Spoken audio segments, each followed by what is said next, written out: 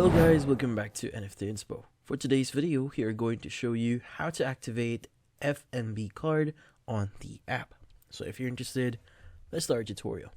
So to begin is by accessing the FNB application on your smartphone and logging in into your account using your username and password. Navigate to the card section, and then once logged in, locate and tap on the cards icon situated on the app's main screen. Now choose your card. Now from the list of cards presented, select the specific card you wish to activate. Now from then on, initiate the activation. Upon selecting your desired card, tap on the activate card option to initiate the activation process. Now from then on, confirm all provided details are accurate before proceeding with the activation.